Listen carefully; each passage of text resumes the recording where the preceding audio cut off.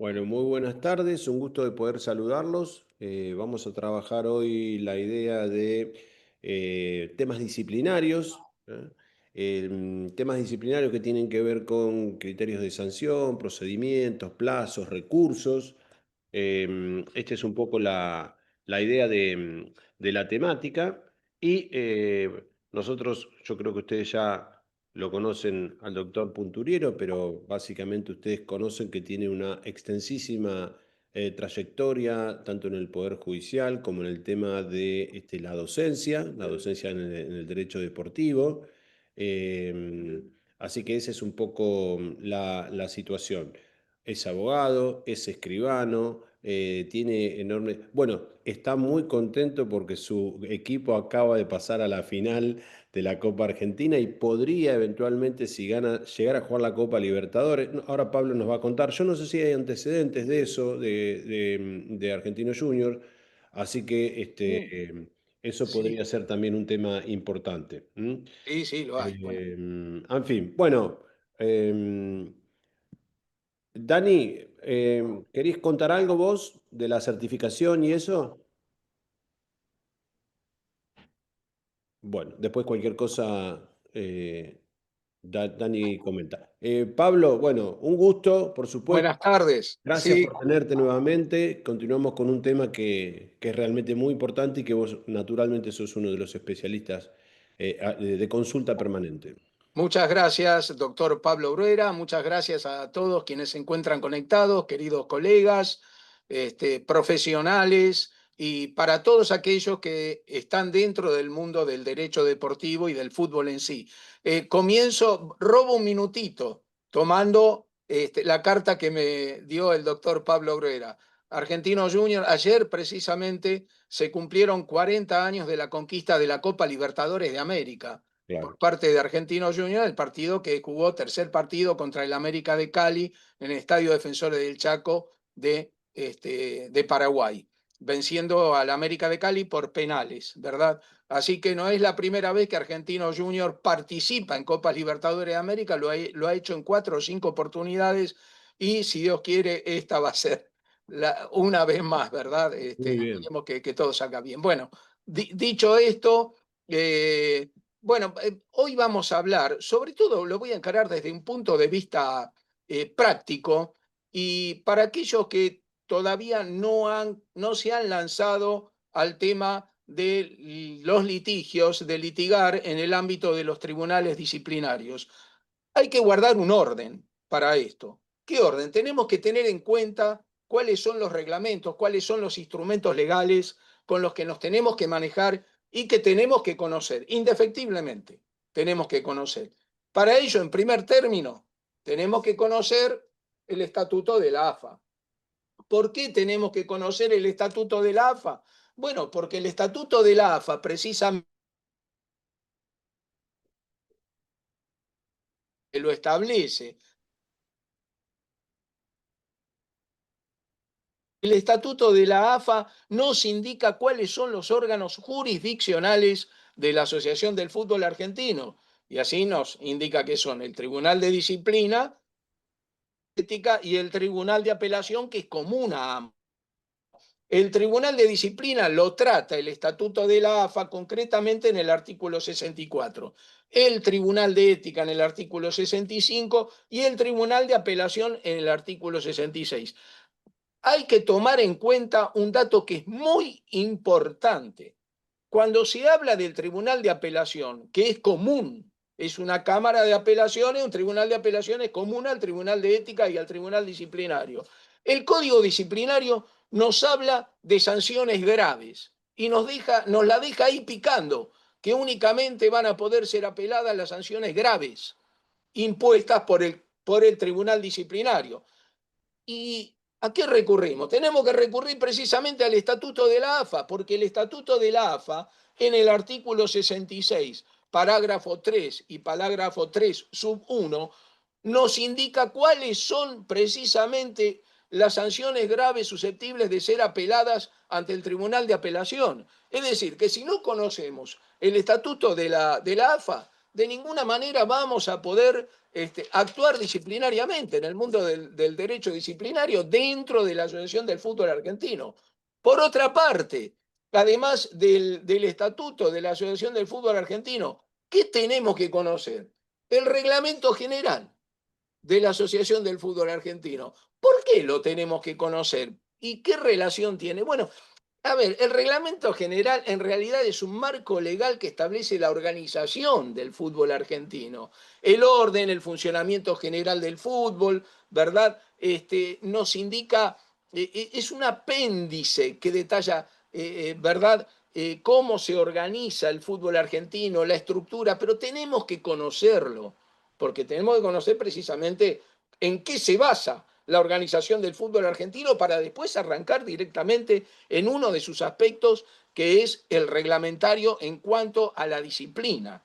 Y además, ¿qué tenemos que conocer? Fundamentalmente, y forma parte, es un apéndice necesario del Código Disciplinario, el reglamento de transgresiones y penas de la AFA. Es un elemento fundamental, porque en este reglamento de transgresiones y penas de la AFA vamos a tener detallada específicamente cada una de las infracciones y cada una de las sanciones correspondientes, ¿verdad? Después, el Código Disciplinario de la AFA es un marco normativo general, que va a contener el conjunto de principios y reglas que rigen la conducta dentro de las competencias de la AFA.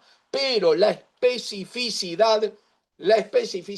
detalle lo vamos a tener descrito en el reglamento de transgresiones y penas de la AFA, que lo tenemos que saber a la perfección si queremos lanzarnos, ¿verdad?, a trabajar dentro del ámbito disciplinario en la Asociación del Fútbol Argentino. Bueno, también tenemos que conocer, desde luego, el código de ética. El código de ética de la AFA y algo muy importante que muchos lo dejan de lado y establece, un reglamento, un código que establece los principios en los que se tiene que basar lo que se denomina la familia AFA, ¿verdad? Que es el código de conducta. El código de conducta, que siempre, en mi caso particular, lo tomo necesariamente como un instrumento que se conecta directamente con el código de ética. Porque en el código de ética, ¿qué vamos a encontrar? Vamos a encontrar todas aquellas infracciones que se cometen a principios de moral, de integridad, ¿verdad? Que están ajenas al terreno de juego, son ajenas al terreno de juego, aunque pueden suceder dentro del terreno de juego mismo, ¿verdad? Un director técnico que, por ejemplo, verbaliza una actitud discriminatoria, bueno, va a ser sancionado por el código de ética. Va a ser sancionado por el código de ética, porque no tiene relación directa con lo que sucede en el terreno de juego, pero sí se conecta precisamente con una conducta indebida que ha realizado, por ejemplo, un acto de discriminación, ¿verdad? Hacia otra u otras personas. Bueno, tenemos entonces que conocer necesariamente el estatuto de la Asociación del Fútbol Argentino, el reglamento general de la Asociación del Fútbol Argentino, el reglamento de transgresiones y penas, el código de ética, el código de conducta y finalmente el código disciplinario, que es de lo que más vamos a hablar en la charla de hoy, ¿verdad? El código disciplinario, que es un código de fondo y es un código de forma también, porque nos indica no solo precisamente las infracciones y las consiguientes sanciones a las mismas, sino que también nos da la estructura de cómo se organiza el denominado Poder Judicial de la AFA, así como denominamos el Poder Judicial o los órganos judiciales de la FIFA, ¿verdad? A la Cámara de Resolución de Disputas, a la Cámara del Estatuto del Jugador, a la Cámara de Agentes. Bueno, nosotros también, dentro de la Asociación del Fútbol Argentino, en el fútbol local, tenemos también nuestros órganos judiciales. Y quiero hacer una disquisición aquí. Hay dos formas de entender y de estructurar los órganos judiciales deportivos en las distintas federaciones. Por ejemplo, la Federación de Brasil y la Federación de España tienen órganos judiciales que no están estructurados dentro de la misma federación, dentro de la Federación Brasilera ni dentro de la Federación Española, ¿verdad? Están fuera, están fuera. En el caso de nuestra federación, de la Asociación del Fútbol Argentino, se estructuran dentro. ¿Esto qué significa? ¿Significa una dependencia? ¿Significa que no son independientes en cuanto al criterio? De ninguna manera, de ninguna manera. Claro que existe una independencia de criterio. Lo que no existe es precisamente una independencia orgánica, orgánica, porque está estructurado dentro de la asociación, dentro del mismo ámbito de la Asociación del Fútbol Argentino. Por caso, el Tribunal de Ética, el Tribunal de Disciplina actúan en el mismo edificio donde está la sede de la Asociación del Fútbol Argentino, en la Ciudad Autónoma de Buenos Aires, en Viamonte 1366. O sea, está allí, está allí. Pertenece a la estructura de la AFA, pero eso no significa que no exista independencia de criterio por parte de los integrantes del Tribunal de Ética y del Tribunal Disciplinario de la AFA, que tienen que ser abogados, ¿verdad? Obviamente. Bueno, dicho esto, no vamos a hablar acerca de las infracciones en particular, las sanciones, porque esto lo tratamos en otro momento, ¿verdad? Y vamos a hablar sobre la organización y la competencia de los órganos disciplinarios de la AFA. Y en este caso vamos a hablar del Tribunal de Disciplina de la AFA, ¿verdad? Bueno, dentro del ámbito del Código Disciplinario de la AFA, encontramos que regula lo atinente al Tribunal de Disciplina y al Tribunal de Apelaciones. El Tribunal de Disciplina, ¿verdad?, lo describe del artículo 51 al artículo 53. Y el Tribunal de Apelaciones desde el artículo 54 hasta el artículo 59. Y nos habla precisamente, esto es fundamental, de la independencia de criterios y de la imparcialidad. En el artículo 30, precisamente, nos habla de que el presidente, el vicepresidente y los miembros de los órganos disciplinarios de la AFA deben cumplir los criterios de independencia e imparcialidad, ¿verdad? Y tienen que evitar y denunciar en los casos en que se puede llegar a configurar potencialmente inclusive un conflicto de intereses.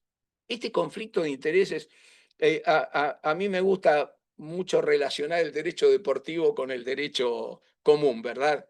Más que nada con el derecho penal, que ha sido mi especialidad siempre. ¿Qué es este caso? ¿Cómo podemos hacer una analogía entre el conflicto de intereses del derecho deportivo y el derecho penal? Y bueno, en el derecho penal, por ejemplo, tenemos la figura de las exacciones, de las negociaciones incompatibles con el ejercicio de la función pública. Negociaciones incompatibles con el ejercicio de la función pública. Un juez, ¿verdad? Un funcionario, inclusive de la administración pública, tiene que excusarse, apartarse de alguna medida, o deja el cargo, ¿verdad? O se aparta de la empresa personal o sociedad en la que puede tener algún tipo de interés económico. Bueno, acá sucede lo mismo, pero el conflicto de intereses va más allá, inclusive, en el caso del derecho deportivo. Por ejemplo, puede darse el caso precisamente de uno de los miembros del Tribunal de Disciplina, del Tribunal de Apelaciones, del Tribunal de Ética, que, por ejemplo, sea socio de una institución deportiva y sea muy público su amor, ¿verdad?, por esa institución deportiva, y justo le toca tratar un tema relacionado con ese club, con el club de sus amores. ¿Existe un conflicto de intereses ahí? Bueno, particularmente, creo que sí, que se tendría que excusar. Particularmente, creo que tendría que excusarse. Gran parte de mis colegas indican que en ese caso no es posible, porque es lo mismo que un árbitro, ¿verdad?, que simpatiza por un club. Bueno, creo que son cosas distintas. son funciones distintas, entiendo que tendría que excusarse, porque habría una incompatibilidad, no desde el punto de vista económico, sino desde el punto de vista emotivo, ¿verdad? Pasional. Bueno, nos habla también el Código Disciplinario en sus primeras páginas, en sus primeros artículos, por ejemplo, en el artículo 31, acerca de las sesiones, cómo se llevan a cabo las sesiones dentro del Tribunal de Disciplina de la AFA. Y acá nos habla de un organismo muy importante dentro del Tribunal de Disciplina de la AFA, que es la gerencia. La gerencia del Tribunal de Disciplina, la gerencia del Tribunal de Ética, ¿verdad? Es algo similar, si se me permite la comparación, me encantan, insisto, hacer este tipo de comparaciones, de analogías, lo que es la Secretaría General de la FIFA. Lo que es la Secretaría General de la FIFA en el caso de los conflictos que tienen que pasar por la Cámara de Resolución de Disputas, ¿verdad? Bueno, la Secretaría General, como la misma palabra lo indica, precisamente recibe, realiza todas las notificaciones, todas las comunicaciones. Bueno, en el caso de la gerencia del Tribunal de Disciplina de la AFA, es la encargada hasta inclusive de elaborar los proyectos, de elaborar los proyectos en cuanto a qué. No es que vaya a hacer, a tomar decisiones. No, pero hasta elabora proyectos, esto lo sabemos nosotros, es lo mismo, y acá permítaseme también la, la comparación, es lo mismo que en el Poder Judicial. Los que resuelven son los jueces. Vamos a hablar, por ejemplo, de toda la justicia. Hablo en el caso de la penal, pero el secretario de alguna manera también elabora un proyecto. Esto es una realidad. El que lo quiera negar está cometiendo una falta a la verdad, ¿no es cierto? Bueno, de alguna manera también. ¿Por qué? Porque el gerente es el que de alguna forma ha instruido la causa, se ha conectado con las partes, ha recibido las notificaciones de las partes, los documentos de las partes y, y bueno, es una figura importantísima sobre las cuales se van a apoyar indudablemente, más allá de las constancias que puedan existir en el expediente respectivo, se van a apoyar los jueces. Va a haber una consulta necesaria. Esto lo digo desde el punto de vista práctico, ¿eh? Esto es estrictamente práctico. Bueno, dicho esto, ¿cómo se realizan esas notificaciones? ¿Cómo se presenta una denuncia? Ya lo vamos a ver. ¿Quiénes lo pueden presentar? Ya lo vamos a ver. Pero cuáles son los medios? ¿Cuáles son las formas? Bueno, a través precisamente del email del Tribunal de Disciplina de la AFA. Se pueden presentar, acá hay una cuestión también muy debatible, muy debatible. La gerencia del Tribunal de Disciplina de la AFA muchas veces no me traiga escrito, no presente nada por escrito. Y yo hago una pregunta. En el caso de que por alguna circunstancia exista un inconveniente por parte de una de las partes, ¿verdad? De una de las partes, para presentar una documentación, para presentar una apelación, por ejemplo, ¿verdad? Este, ¿qué pasa si no hay si falla la informática? ¿Por qué no se puede presentar un escrito? Yo creo que no recibir un escrito importaría precisamente una violación al derecho de defensa. Se le estaría negando el derecho de defensa. Estoy haciendo cuestiones puntuales prácticas. A veces me voy a un extremo, pero es bueno conocer todas esas circunstancias porque son posibles, ¿verdad? Algo que es muy importante también, la confidencialidad. El tema de la confidencialidad lo vamos a ver, esta palabra que es importantísima, que es un principio de conducta en el mundo del fútbol, del derecho del fútbol, la tienen que observar todos, ¿verdad? O sea, todos aquellos datos, todas aquellas circunstancias, en el caso del código disciplinario, del procedimiento disciplinario, las pruebas que se han presentado, los testimonios que se han vertido, que se han ofrecido, los peritajes que se pudieran haber practicado, todas las actuaciones están teñidas por esta obligación de confidencialidad, necesariamente. Es más, es una falta, ¿verdad?, grave violar este principio de confidencialidad, a tal punto que, por ejemplo, a las partes en un procedimiento disciplinario le hacen firmar una declaración jurada de confidencialidad. Esto es una cosa tremendamente importante. Y bueno, y precisamente está el artículo 32 del Código Disciplinario, nos habla del deber de guardar confidencialidad, secreto, al nivel de secreto profesional, porque puede llegar a configurar inclusive el delito de revelación de secretos, el delito penal de revelación de secretos, no cumplir con este mandato, ¿verdad? De confidencialidad.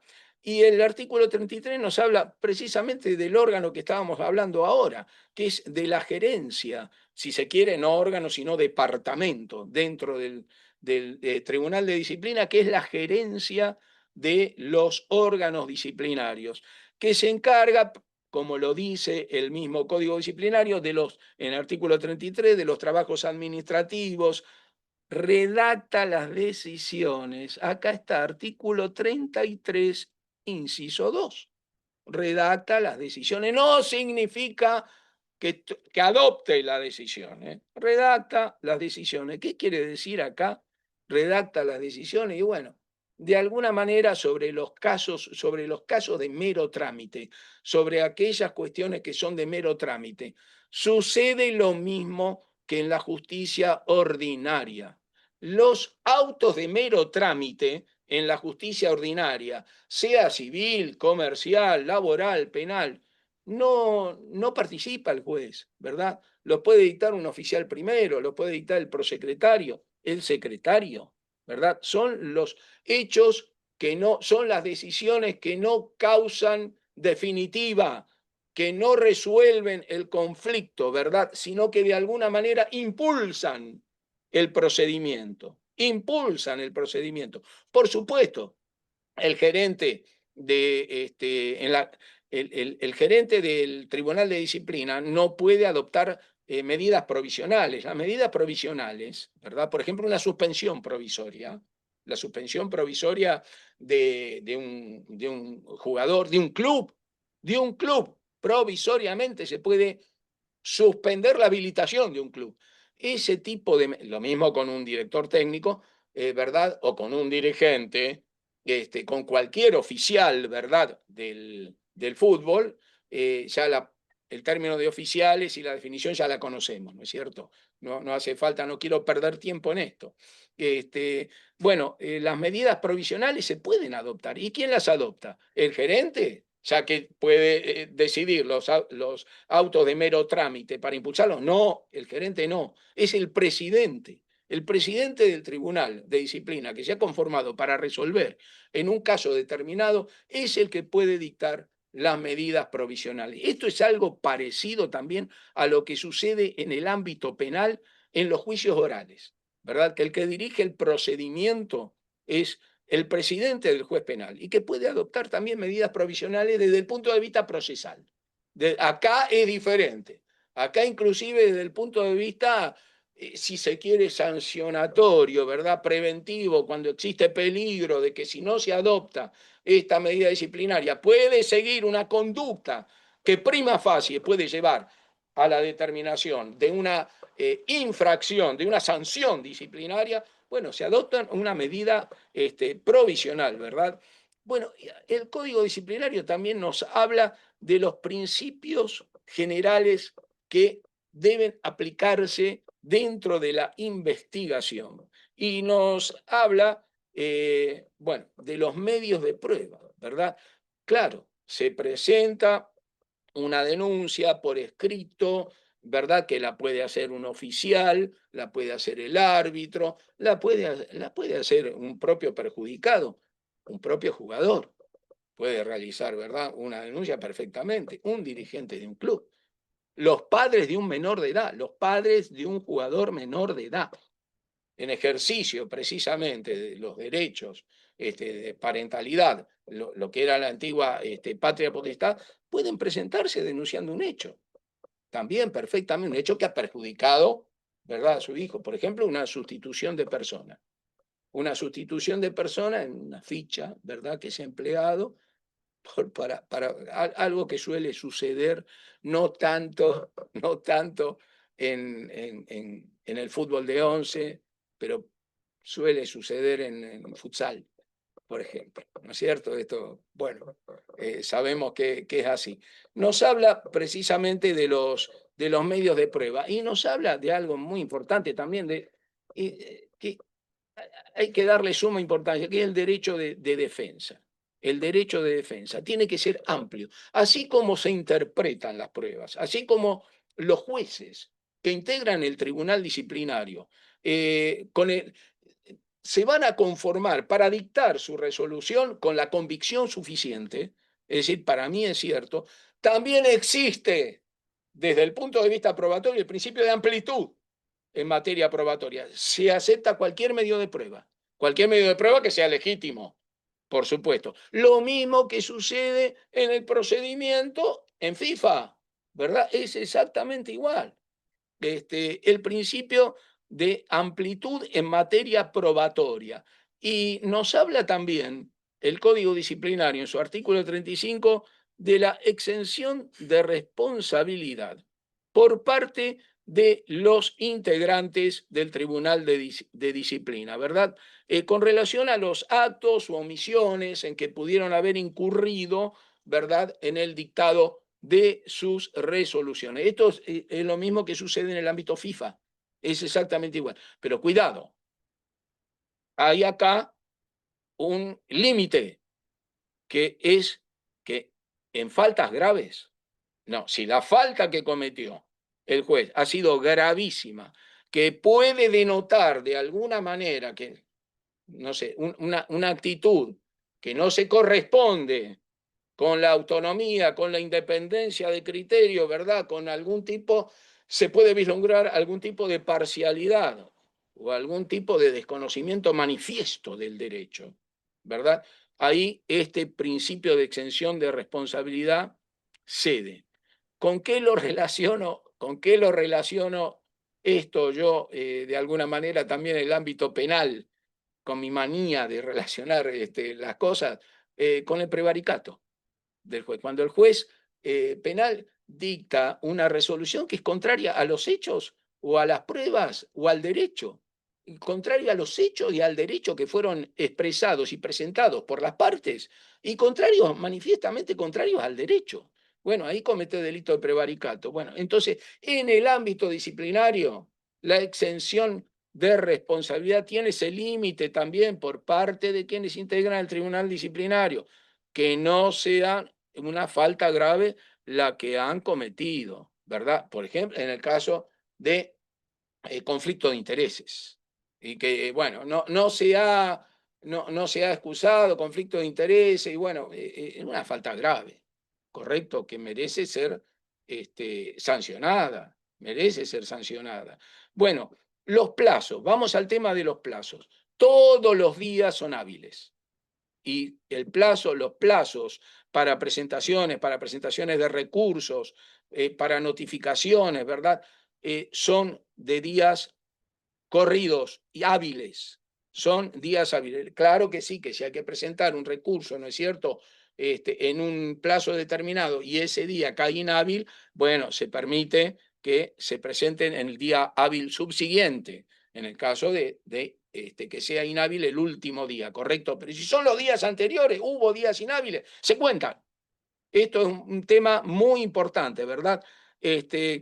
Lo dice expresamente el Código Disciplinario en el artículo 36, parágrafo segundo. Las festividades oficiales y los días no laborables estarán incluidos en los plazos, ¿verdad? Bueno, también nos habla sobre el caso de notificaciones a los clubes, ¿no es cierto? Cuando los plazos que, a respetar a personas distintas a los clubes comienzan al día siguiente a la recepción del documento por parte del club. Y el club es el responsable de remitir precisamente esa notificación a la parte interesada, por ejemplo, a un futbolista suyo, a un entrenador, ¿verdad? Esto sucede, es exactamente igual a lo que sucede en el ámbito de la Federación Internacional. No hay diferencias, no hay diferencias en ese sentido, ¿no es cierto?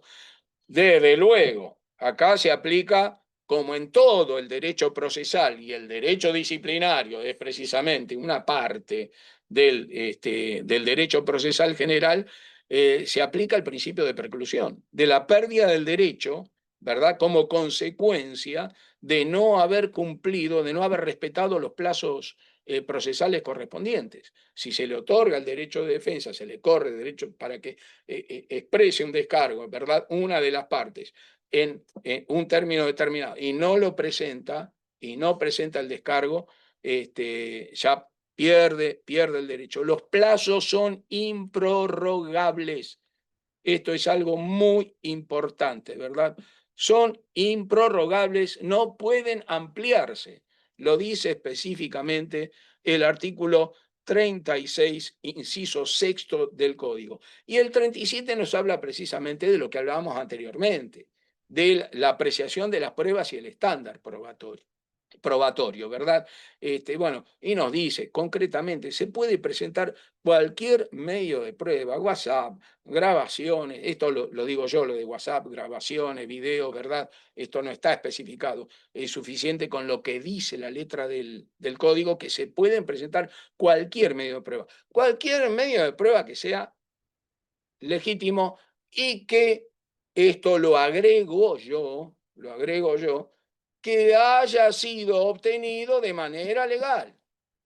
Porque acá no puede, acá se aplica necesariamente también, porque violenta derechos constitucionales, el tema de los frutos del árbol envenenado. Quienes conocemos derecho penal sabemos de esto, ¿verdad? De una prueba que ha sido obtenida ilegítimamente, no se puede obtener un resultado procesal determinado, una consecuencia. No tiene, esa prueba es nula porque ha violentado garantías constitucionales, la garantía de privacidad, ha sido obtenida de forma ilegítima, ¿verdad? Entonces, cuidado con esto también, ese es el límite, que no hace falta. A ver, el código disciplinario, el derecho disciplinario en sí, forma parte del es una consecuencia del derecho penal.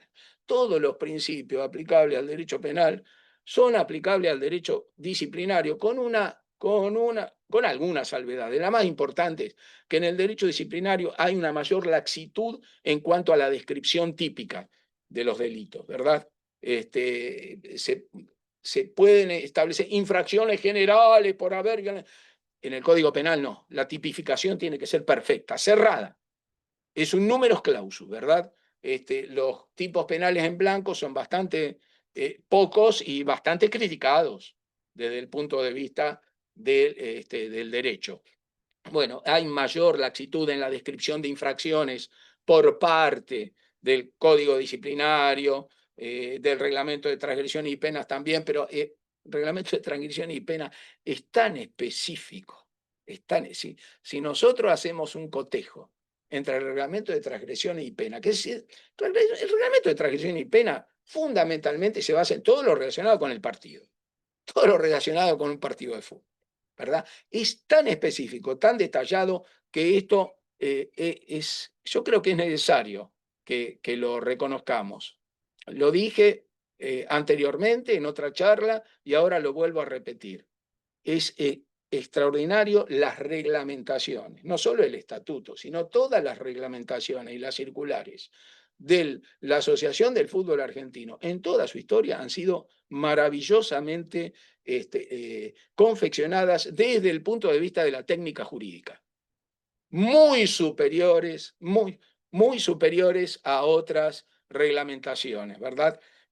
Bueno, y con relación a la forma, cómo elabora el, el juez, los jueces, ¿verdad? Que integran el tribunal disciplinario, cómo elaboran para llegar mentalmente, ¿verdad? ¿Cómo analizan los hechos y las pruebas para arribar a una conclusión? Bueno, reitero, para ellos ya están convencidos suficientemente de que es así, de que tienen que fallar de esta manera, de que los hechos sucedieron de esta manera, que la infracción se ha cometido o que no corresponde aplicar sanción, ¿verdad? Porque la infracción no se cometió o porque la persona imputada de dicha infracción se ha comprobado que no es responsable de la misma, ¿verdad?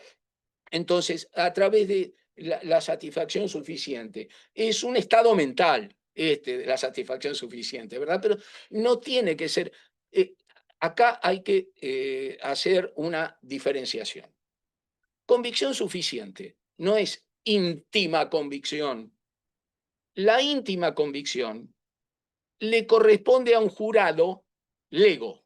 Un jurado no profesional, no formado en el derecho, puede basar sus decisiones en la íntima convicción. Y a mí me dio la impresión de que por todo lo que se dijo y esta persona es culpable o es inocente, ¿verdad? Pero en la justicia letrada, formada profesionalmente, un juez, y en este caso corresponde también aplicar esto a los jueces integrantes del Tribunal de Disciplina de la AFA, no pueden decir, bueno, a mí me dio esta impresión. No es la impresión. Cuando habla de convicción suficiente, está hablando precisamente de la sana crítica racional, de la sana crítica racional. Lo que suele ocurrir, ¿verdad? O sea, el sentido común, la experiencia, ¿verdad? Y lo que suele suceder en el común de los casos, el curso natural y ordinario de las cosas. Lo que inclusive en derecho civil se llama así, el curso natural y ordinario de las cosas, lo que suele suceder analizado en la óptica de la sana crítica racional, que impone necesariamente el sentido común para evaluar las pruebas, para evaluar los hechos y para evaluar las pruebas. O sea, satisfacción suficiente no significa fallo porque sí. Él, como muchos, bueno, cuando estaba en la Cámara, un juez de Cámara genial hizo esta disquisición y dijo, no, fallar a través de la sana crítica racional o de la convicción suficiente no es, ¿y por qué? Y porque sí, y porque sí. No, no es el y porque sí. No, tiene que estar basado precisamente en un sentido de lógica jurídica. Y así tienen que actuar a la hora de decidir los jueces del Tribunal de Disciplina, ¿verdad? Bueno, después nos habla el artículo 38 de los informes de los oficiales de partido, por ejemplo, del árbitro, ¿verdad? Bueno, y nos dice que los hechos consignados en los informes o actas de los oficiales de partido gozan de presunción de exactitud. Por supuesto que se puede demostrar lo contrario. Un árbitro elabora un informe, termina un partido, elabora un informe y le imputa, describe, ¿verdad?, que tal jugador o que el director técnico lo agredió o lo insultó, le dijo, ya es suficiente. Ojo, si la persona que ha sido imputada de esa infracción a la que se le atribuye esa infracción, una vez que se le corre vista, guarda silencio, no hace descargo, se tiene por cierto. Se tiene por cierto, guarda veracidad, pero cuidado, admite la prueba en contrario. Esa presunción es iuris tantum. Se convierte en iuris et de iure si la persona imputada no formula un descargo. No formule un descargo, ¿verdad? Esto sucede lo mismo, esto es una realidad en el ámbito del derecho administrativo, en el ámbito del derecho público, de que los actos, supongamos, un agente de tránsito, ¿verdad? Un policía de tránsito, elabora una multa, confecciona una multa, ¡pum! La pasa para que lo analice el tribunal de falta. Goza de presunción de legitimidad. Los actos realizados por funcionarios públicos gozan de presunción de legitimidad. Lo mismo que las actas, ¿verdad?, protocolares o extraprotocolares labradas por un escribano público. Pero, cuidado, admiten prueba en contrario siempre. Acá sucede exactamente lo mismo, ¿no? En el caso de los informes elaborados por los árbitros. Bueno, algo muy importante acá, que es la carga de la prueba. La carga de la prueba. En el ámbito penal, haciendo estas comparaciones que me encantan a mí y que pienso que son atinentes, en el ámbito penal, eh, la persona que está siendo imputada en delito no tiene que probar su inocencia, ¿verdad? Es la fiscalía la que va a tener que probar precisamente su responsabilidad, su autoría material en el hecho y la consiguiente responsabilidad que ha tenido como para ser pasible de una condena, y en el ámbito disciplinario pasa exactamente lo mismo. O sea, la persona imputada de una infracción disciplinaria no tiene que probar que es inocente, lo tiene que probar precisamente los órganos disciplinarios de la AFA. Acá no hay un fiscal. En el ámbito del Tribunal de Disciplina de la AFA no hay un fiscal que va a acusar, ¿eh? No, no, no. No hay una parte acusatoria como sí existe, ¿verdad? En el ámbito penal. Aunque en realidad en el ámbito penal el fiscal tampoco es un acusador porque sí, porque puede precisamente decir no corresponde proceder, o esta persona es inocente, o el hecho no se cometió. O sea, lo que está el fiscal está para controlar la regularidad del procedimiento, que se cumpla realmente la ley en el procedimiento. Bueno, en este caso no existe la figura de un fiscal, ¿verdad? No existe la figura de un defensor particular tampoco, de un defensor oficial, perdón, en el ámbito del... Y acá viene el tema. ¿Es necesario la asistencia letrada? ¿Es obligatoria la asistencia letrada en el Tribunal de Disciplina? No, no es obligatoria. Si es aconsejable, si es aconsejable. Como es aconsejable, ¿verdad? No es que a los abogados nos gusta vender nuestra profesión. De ninguna manera, porque no somos mercachifles, ¿verdad? No somos comerciantes. Pero sí es necesario tener siempre el asesoramiento en el caso de que una persona esté imputada, ¿verdad? En una infracción disciplinaria, que se la incluya como parte en una posible comisión de una infracción disciplinaria. Es muy importante, es muy importante. Y acá viene otro caso, otra cuestión. Supongamos que una parte que eh, no, acá me pone, la parte imputada no está en la obligación de presentar pruebas para demostrar su inocencia, pero obligada no, pero es un derecho que tiene. Es un derecho que tiene para poder, si hay un cúmulo de pruebas en su contra, es lógico que presente pruebas en su favor que puedan contrarrestar esas imputaciones, como sucede en todo juicio penal. Claro que sí, en el ámbito disciplinario sucede exactamente lo mismo. No es que se tiene que quedar cruzado de brazos el imputado de una infracción disciplinaria. No, no. Presente, hombre, presente, lógico, haga uso de su derecho de defensa.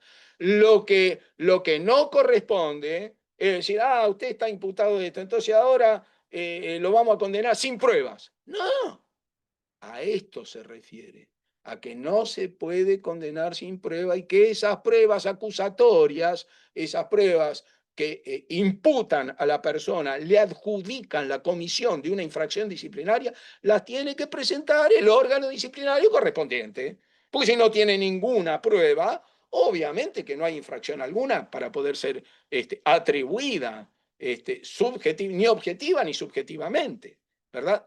Objetivamente se puede, se cometió una infracción disciplinaria, bueno, macanudo, pero si no hay una imputación subjetiva, a título de culpa o de dolo, no se puede imputar ese hecho, ¿verdad? No, no hay una relación de causalidad objetiva, lo que Günther Jacobs en el ámbito penal habla de la imputación objetiva, ¿verdad? Pero es necesario, tanto en el ámbito penal como en el ámbito disciplinario, que exista una imputación subjetiva. Mire, usted es el que ha cometido este hecho. Este hecho está probado y lo ha cometido usted y lo ha cometido a título de culpa o a título de dolo. Porque sabemos que en el ámbito disciplinario de la Asociación del Fútbol Argentino, como en todo el ámbito disciplinario, una persona puede ser sancionada tanto a título de culpa como a título de dolo, ¿verdad? Un jugador, vamos al caso de un jugador de fútbol, ¿verdad? Que ha cometido una falta dentro del terreno de juego en ocasión de un partido de fútbol y con eso ha lesionado a un jugador contrario, bueno, corresponde dentro bueno, de la realidad del riesgo propio, como se habla, como se menciona con propiedad, del riesgo propio del deporte.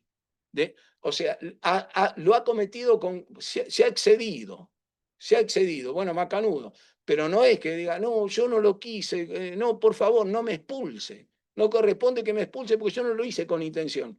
Lo tengo que expulsar igual, lo tengo que expulsar igual, porque usted se excedió, porque usted se excedió, ¿verdad? Lo tengo que expulsar. Porque si bien es un deporte, ¿verdad? De contacto y todo, no, usted se excedió del contacto normal exigible para esta situación. Entonces lo tengo, pues, no tuve la intención, no importa, es pasible de la sanción disciplinaria y después el Tribunal de Disciplina de la AFA determinará en base al informe del árbitro, ya que que ha sido sancionado, ha sido pasible de una tarjeta roja, determinará cuántos partidos de suspensión le corresponden.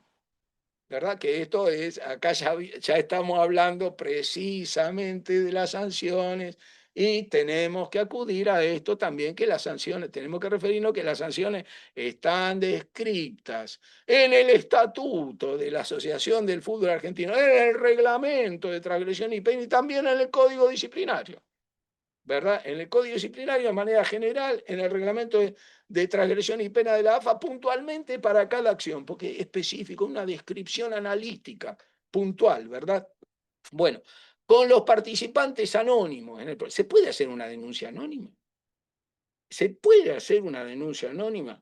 Eh, y bueno, si una persona que conoce sobre la existencia de una infracción disciplinaria, sobre todo esto en los casos graves, ¿verdad? Y considera que si la denuncia, una persona obligada a hacerlo, porque está dentro del mundo de la AFA, ¿verdad? Está dentro de los sujetos que integran el fútbol organizado. Toda persona, todo oficial, ¿verdad? Y todo jugador que tiene conocimiento de la existencia de una infracción, de un hecho que constituye infracción disciplinaria, tiene la obligación de denunciarlo. Tiene la obligación de denunciarlo. Esto es lo mismo que en el ámbito del derecho penal, todo funcionario público que haya llegado a su conocimiento un delito tiene la obligación de denunciarlo, porque si no incurre en delito de omisión de denuncia. ¿Correcto? Cuanto menos, si no es encubrimiento, incurre cuanto menos en delito de omisión de denuncia. Bueno, acá también, todo oficial, todo jugador, ¿verdad?, que tiene conocimiento de un hecho, tiene la obligación de denunciarlo. Ahora, ¿qué pasa si si yo lo denuncio, corre peligro mi vida o la de mis familiares? Bueno, ahí se puede recibir una denuncia anónima y puede haber una participación de esa persona, también de ese anónimo dentro del procedimiento. Claro que se van a tomar los recaudos, ¿verdad? Se puede distorsionar la voz de la persona, se lo puede interrogar fuera de la sala de audiencias, en el caso de que se celebre una audiencia, a los efectos de preservar su integridad. Lo mismo que sucede en los procedimientos penales. Es exactamente igual, ¿verdad? Y el control por parte del imputado, a quien le están imputando haber cometido esa infracción disciplinaria, y yo no sé quién es esta persona que me está denunciando a mí. Bueno, ahí ya es suficiente con que el tribunal disciplinario diga, no, nosotros tomamos conocimiento, ¿verdad? Y nosotros aseveramos de que la identidad de la persona está certificada sin decirle quién es, por supuesto, por eso va a continuar el anonimato, pero ya es suficiente, ¿verdad? La identificación de participantes anónimos en el procedimiento que está regulada en el artículo 42, ¿verdad? Se labra un acta que no se divulga a las partes reciben una notificación donde el tribunal confirma que se ha identificado formalmente a esa persona, ¿verdad? Sin contener ninguno de los datos, sin contener ninguno de los datos identificatorios de esa persona, porque entonces se dedica a ser anónimo y se expone a los peligros que puede llegar a haber. Y bueno, con relación a la representación y asesoramiento legal, nos habla precisamente el artículo 43 y nos dice que pueden presentarse la representación legal en cuyo caso tienen absoluta libertad absoluta libertad. ¿Qué significa absoluta libertad? ¿Quieren tener representación de un letrado? Ténganla. No quieren, no lo hagan. No lo hagan, ¿verdad? O sea, no es que ni se lo impone, ni se lo prohíbe. ¿Correcto? Porque estamos dentro del ámbito disciplinario. Esto sucede inclusive en el ámbito de la administración pública. Quienes alguna vez han litigado en el ámbito de la... No en el contencioso administrativo, no en los juzgados contencioso administrativo que forma parte del Poder Judicial. Estoy hablando dentro del por ejemplo, del decreto ley 19.549 del decreto de procedimiento administrativo, ¿verdad? Un procedimiento administrativo ante la administración pública no hace falta tener abogado. Sí, si vamos al contencioso administrativo, al juzgado contencioso administrativo, es otra cosa porque forma parte del Poder Judicial. Pero una investigación interna, no es obligatorio tener una representación letrada. En el tribunal, ante el Tribunal Disciplinario de la AFA, tampoco es obligatorio. ¿Quiere tenerlo? Téngala. ¿Y qué dice acá el artículo 43?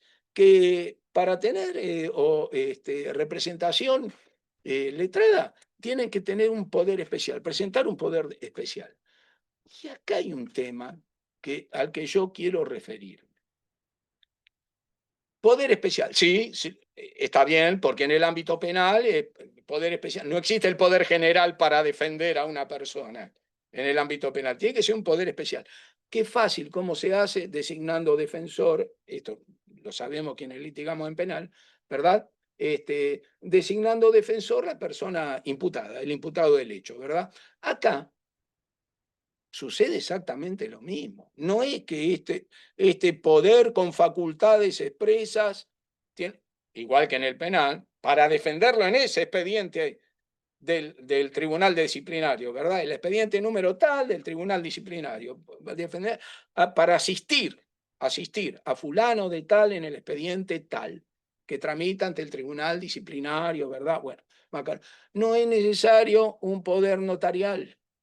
No es necesario poder ante escribano público acompañar por email, ¿verdad? Al email de la gerencia del tribunal disciplinario, un poder por escribano público. No, basta con el escrito. Lo mismo pasa en la FIFA. Lo mismo pasa en la FIFA, ¿verdad? No es necesario un poder por escribano público. No es necesario un poder por escribano público.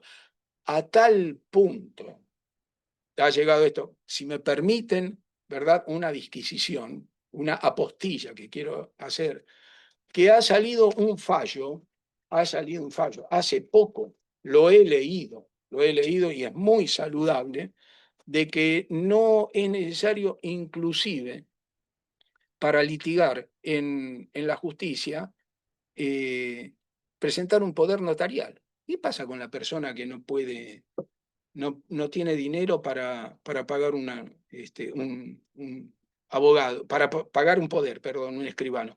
Sí, sí, en el ámbito de la justicia, del trabajo, en la ciudad autónoma de Buenos Aires, sabemos que uno va a Lavalle 1500 y algo, bueno, la mesa de entrada de la Cámara de Apelaciones del Trabajo, y ahí extiende el poder, listo, le dan, la anotan, antes le daban un taloncito, ahora más rápido, ya está, no hace falta.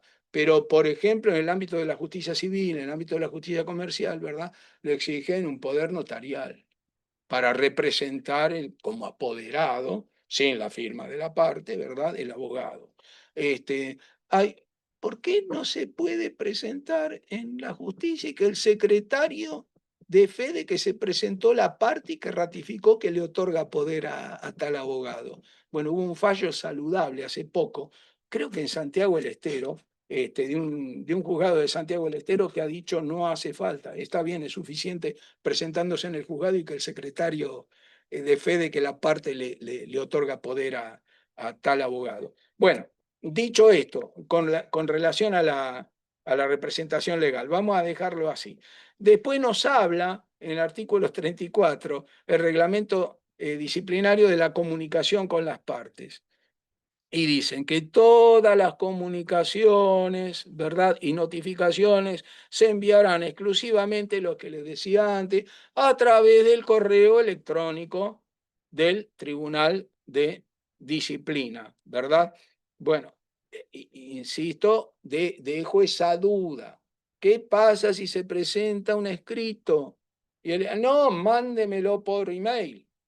Y no, no, ¿sabe qué pasa? No tengo email y no puedo ir a, no- a notificarlo. No, no tengo ni un centavo para ir a una casa, ¿verdad? Para que me hagan un escáner y me manden el email. Yo dejo el escrito acá, me vine acá. Yo creo que hay obligación de recibirlo. Hay obligación de recibirlo porque si no se está violando el derecho de defensa. Bueno, un caso extremo. Hoy en día, eh, no digo que sea totalmente improbable, pero es difícil que se dé esta situación, pero no improbable totalmente. Bueno, acá nos dice, las partes deberán comprobar que sus datos de contacto, la dirección de email que denuncian, su número de teléfono sean correctos y sus datos personales, ¿verdad? A los efectos de las notificaciones. Y acá se aplica el principio nula turpetat alegan, lamentablemente. Si una parte de un correo, un email inexacto, un correo electrónico para que se comunique precisamente la gerencia del Tribunal de Disciplina con ellos, y resulta que desconocido, y bueno, ya pasó, fue culpa del de la parte, ¿verdad?, que está sujeta al expediente. Entonces, recomienda específicamente el Código Disciplinario. Las partes deberán comprobar que sus datos de contacto, dirección, número de teléfono, dirección de correo electrónico, sean correctos y permanentemente actualizados. Esto sucede en la FIFA también, ¿verdad? Con relación a los datos de los clubes. Esto lo sabemos. Tienen que estar permanentemente actualizados. Lo mismo sucede en la AFA también, con relación a los datos de los clubes, en el COMET. Bueno, acá pasa lo mismo con relación a las personas imputadas dentro de un procedimiento disciplinario. ¿Qué pasa con las costas y los gastos, verdad? Eh, Acá nos dice claramente, las costas y gastos se impondrán a la parte sancionada. El principio, ¿verdad?, de la derrota, el principio objetivo de la derrota que existe en el ámbito civil, ¿verdad?, para el procedimiento civil, salvo que el código establezca lo contrario. Hay casos en que se puede eximir de costas a la parte. Del mismo caso en que sucede en el ámbito civil, cuando se cree con derecho una parte, ¿verdad?, a presentar una apelación, no paga las costas, aunque hay que pagar, me voy al caso del Tribunal de Apelaciones, hay que pagar un depósito para poder apelar. Hay que pagar un depósito porque si no es inadmisible. Me estoy yendo más adelante porque la hora no nos da, si no me gustaría seguir hasta las 5 de la tarde con todo este tema. Pero hay que pagar un derecho de apelación. Hay que pagar un derecho de apelación. Ustedes dirán, ¿y esto está bien, está mal? No sé, en el ámbito de la justicia ordinaria únicamente se paga un depósito previo en el caso de apelación extraordinaria ante la Corte Suprema de Justicia de la Nación. Y se devuelve si ha triunfado la parte que ha recurrido a través de recurso extraordinario, si ha triunfado ante la Corte, se le devuelve. Y si no, se lo pierde. Bueno, la realidad es esta, que hay que pagar un derecho, ¿verdad? Hay que pagar un derecho. ¿Qué pasa? Y existe acá, a ver, acá voy a una pregunta que corresponde hacerse. Sabemos todo lo que es el beneficio de litigar sin gasto.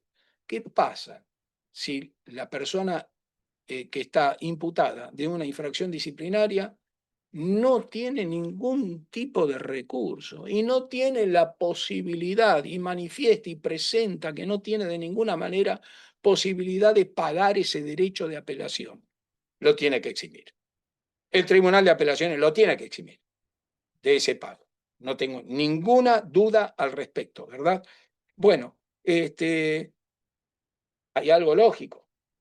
Cada parte sí asume sus propios gastos. Si una parte pide un peritaje y ese peritaje hay que pagarle al perito, ¿verdad?, al profesional. Si una parte ofrece un testigo y por alguna circunstancia tiene que hacerse una audiencia, que se permite una sola audiencia, ¿verdad? No no es verbal y actuado, es actuado y hay audiencias que se permiten para ciertos casos, ¿verdad? Ya lo vamos a ver, si no lo podemos ver hoy, lo vemos en otra oportunidad. Hay posibilidad de audiencia, ¿correcto? Supongamos que un testigo tenga que declarar en presencia. Bueno, y viva lejos. Bueno, si hay que traerlo, ¿verdad? Hasta la sede del Tribunal de Disciplina se hace cargo la parte que lo ofreció, desde luego, ¿no? Bueno, y las decisiones. ¿Qué pasa con las decisiones del Tribunal de Disciplina? Son causan ejecutoria. Causan ejecutoria. La presentación de un recurso de apelación ante el Tribunal de Apelación, ¿verdad? No suspenden la decisión del órgano disciplinario, salvo en el caso de imposición de multas. Salvo en el caso de imposición de multas. Pero después todas causan ejecutoria, ¿verdad? Todas las decisiones adoptadas por el Tribunal de Disciplina. ¿A partir de cuándo? A partir de la publicación en el boletín del órgano disciplinario respectivo. Si ustedes entran a FIFA, van a ver que hay en el Tribunal Disciplinario, ¿verdad? Aparecen sanciones, bueno, a más no poder, porque es lógico, se sancionan a los jugadores permanentemente, ¿verdad? Todos los jugadores que a quienes le corresponde una suspensión por partido, por haber llegado al límite de amarilla de 5 o por haber sido expulsado con roja directa. Este tema de las, que es apasionante, este tema de las tarjetas amarillas, de las 5 amarillas, ¿verdad? De la 10 en un torneo, si pasan al próximo, es algo que quienes estamos en el fútbol lo conocemos, pero que no lo quiero tocar ahora porque muy específico nos va a dar mucho tiempo. Lo mismo que si se trasladan de un torneo a otro o de una temporada a otra, todo eso está especificado. Es importante que sepamos que está precisamente especificado, ¿verdad? Y las amonestaciones, expulsiones y suspensiones por partidos tendrán efecto inmediato, lo dice claramente el Código Disciplinario, a partir de los siguientes encuentros. Ya no puede, fue expulsado, fue suspendido, pero no puede actuar en el próximo. Ahora, ojo, saben que hay excepciones a esto. Se puede reunir el comité ejecutivo y dejar sin efecto una suspensión, en algunos casos, ¿verdad? En el caso de tarjetas amarillas, por ejemplo, de haber llegado a las 5 tarjetas amarillas. Esto ha sucedido, no es lo habitual, pero ha sucedido. Ahora bien, ¿es una intromisión al tribunal disciplinario? Y no, porque el tribunal disciplinario todavía no falló. Considerémoslo buenamente, sí, no falló todavía. Entonces, bueno, dejo sin efecto antes que intervenga el tribunal disciplinario. Bueno, no suele suceder, pero hay casos, hay casos. Estamos en el mundo del fútbol, ¿verdad? Donde muchas cosas son posibles también.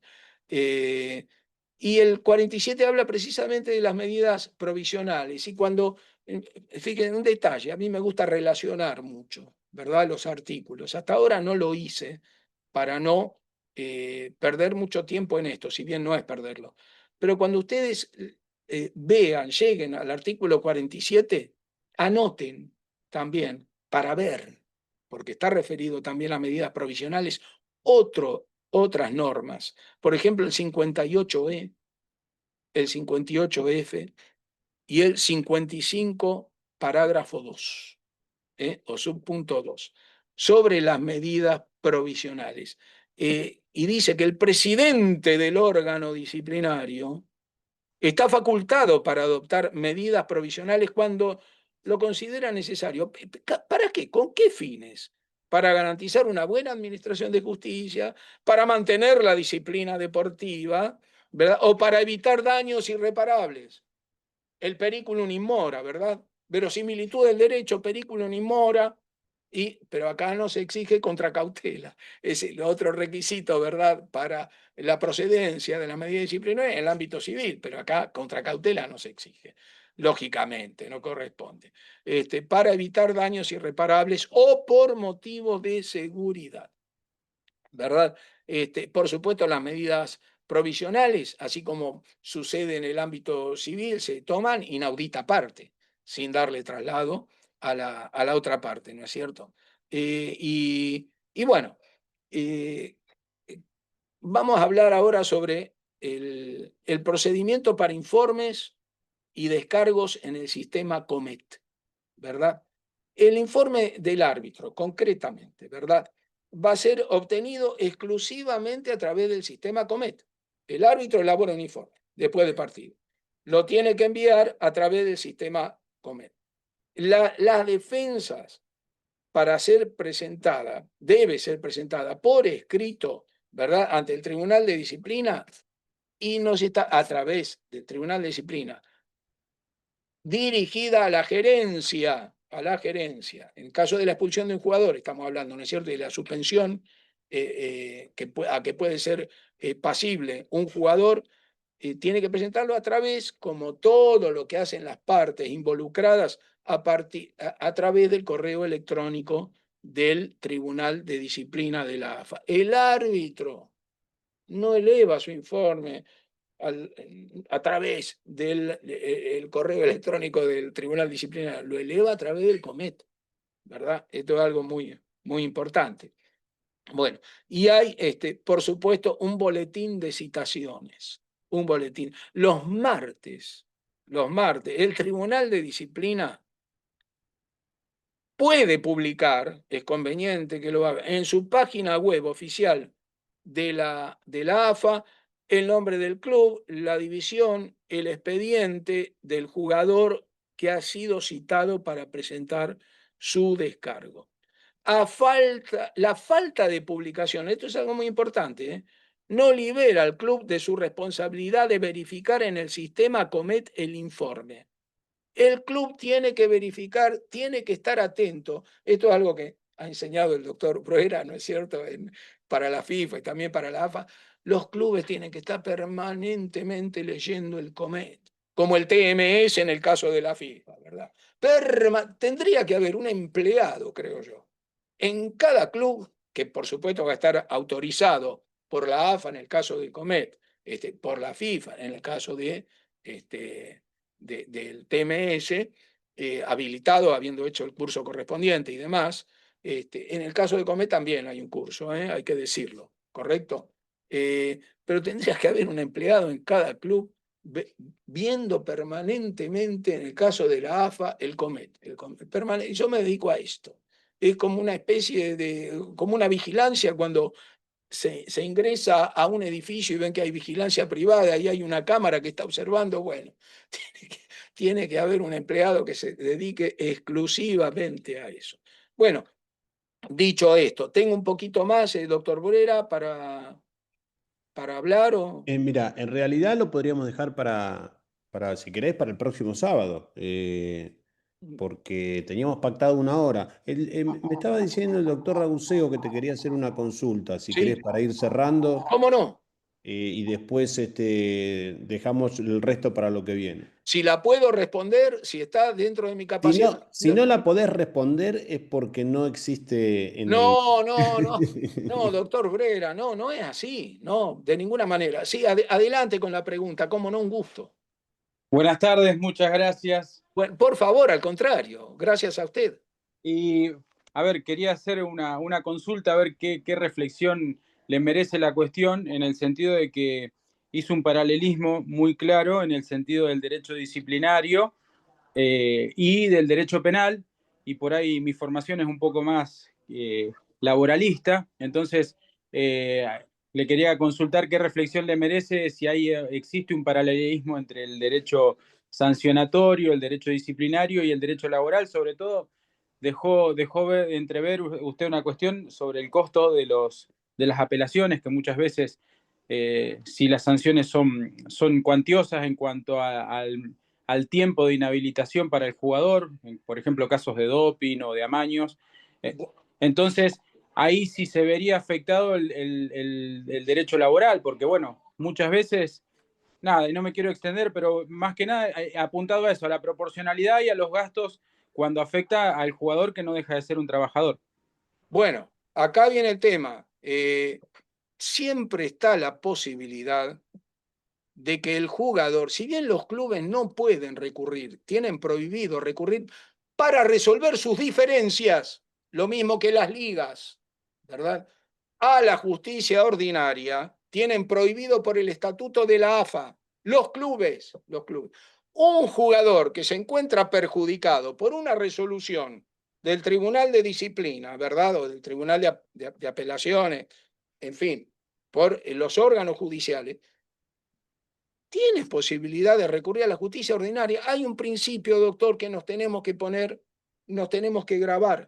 Nunca se puede denegar justicia, nunca se puede denegar a una parte la posibilidad de recurrir a la justicia ordinaria, porque eso es contrario, no solo a la Constitución Nacional, a nuestra Constitución Nacional, sino a los tratados internacionales que nosotros tenemos suscritos y que forman parte de nuestra Constitución en virtud del inciso 22 del artículo 75.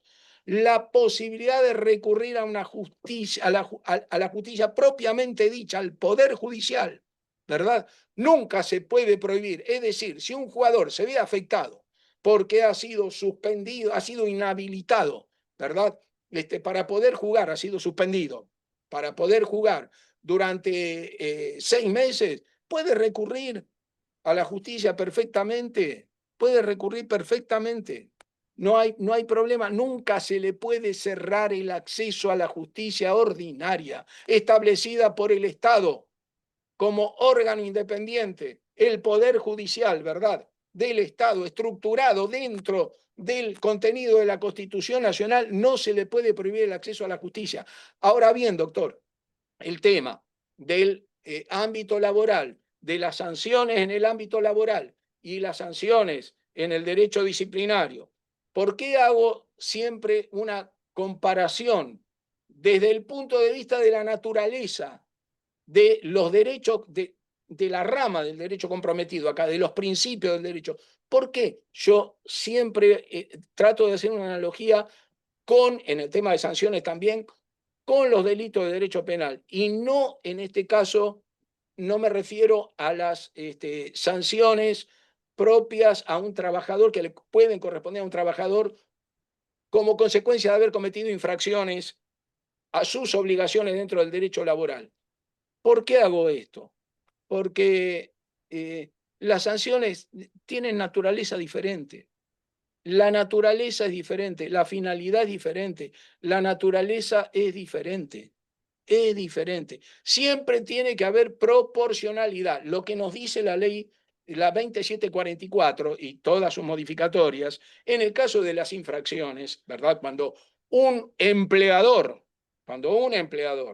le impone una sanción disciplinaria, tiene que ser, puede ser revisable, por supuesto, por el trabajador, obviamente. Tiene la misma ley de procedimiento administrativo, la 18345, le indica la posibilidad, y la 2744 también, en consecuencia, pues son un solo bloque, ¿verdad? Una de procedimiento, la otra de fondo, tiene la posibilidad de impugnar esa sanción por excesiva, por excesiva. En este caso, ya es diferente el tema, porque no está imponiendo la sanción un empleador, como en el caso del derecho del trabajo, ¿verdad?, sino que lo está imponiendo una organización, que si bien es de derecho privado, es una organización semipública, permítaseme, es de derecho privado. La AFA es una asociación civil de derecho privado. La Bien, Conmebol es una asociación civil de derecho privado. La FIFA es una asociación civil de derecho privado, ¿verdad? Pero de alguna manera tiene una reglamentación general y abarca una cantidad de, en este caso, jugadores de fútbol, que exige que establezca un reglamento para que exista uniformidad en todo orden dentro del fútbol. En el caso de los trabajadores, son individuales, son relaciones individuales de trabajo. Acá también estoy de acuerdo. Si se impone sanción a un jugador, no es una sanción colectiva, no pertenece al derecho colectivo del fútbol. Pero el fútbol en sí es un fenómeno colectivo, ¿correcto? Insisto con esto.